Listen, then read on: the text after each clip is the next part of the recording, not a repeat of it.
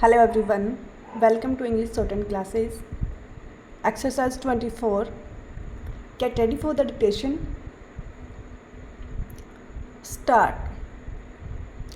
Sir, we would like you to share with us the role which you envisage for elected local bodies in the planning process.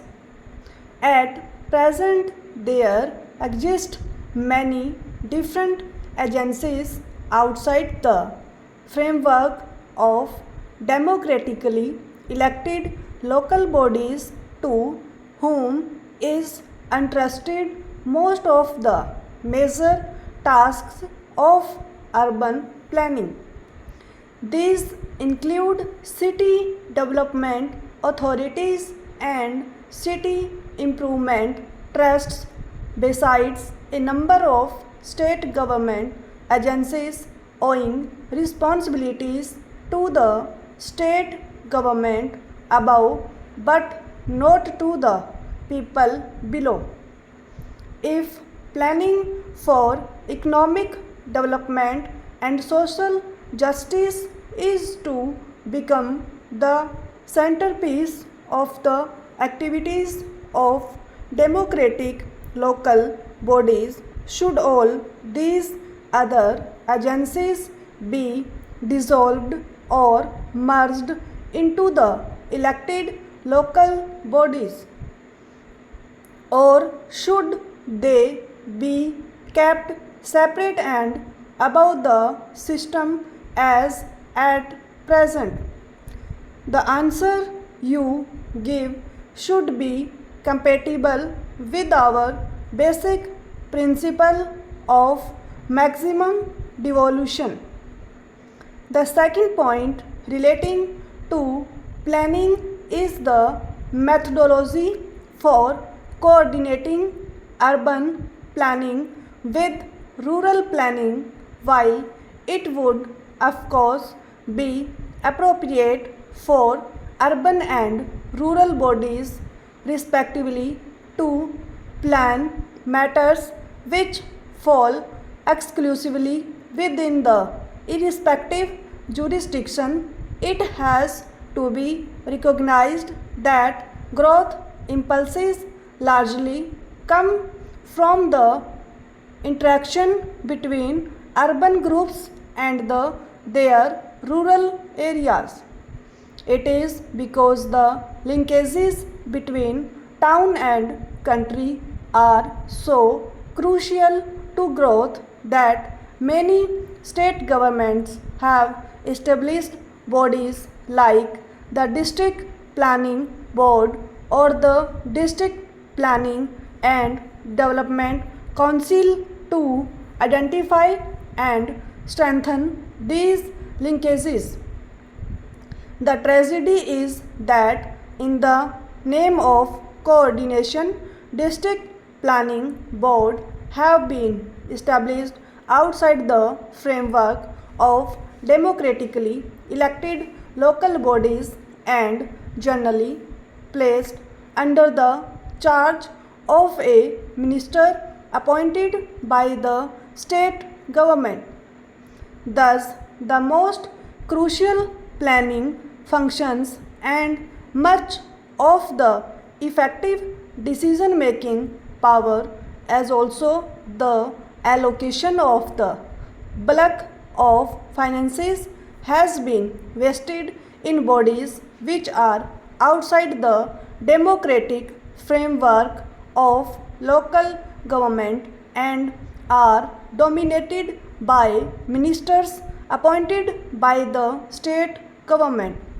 I call it a tragedy because it is through these agencies that the elected authority is bypassed or overruled.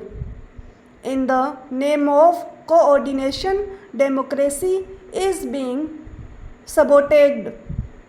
In the name of coordination, the will of elected local bodies is being subordinated to the will of the state government.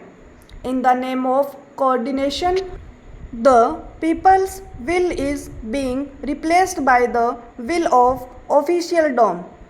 What measure would you suggest to establish a democratic district planning body?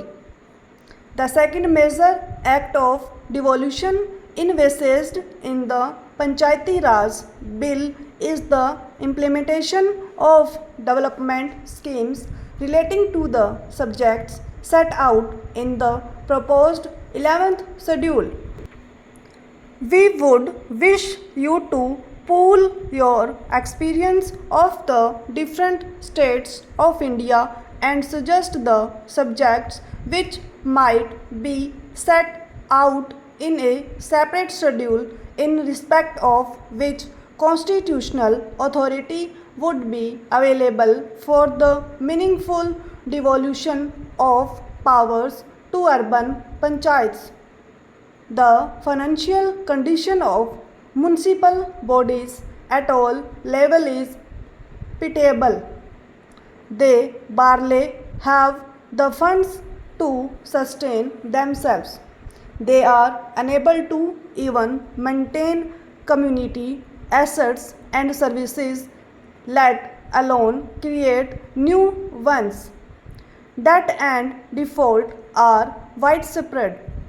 There is fiscal irresponsibility allied to financial indiscipline. The sound finances of urban institutions of local self-government is a matter of crucial importance.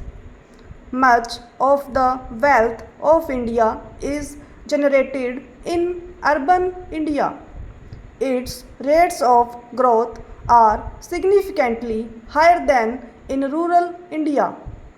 The asset which municipal bodies sit on, namely urban land, is a very valuable commodity whose values goes on increasing rapidly. We would like you to examine in depth all questions relating to the financial health or urban bodies.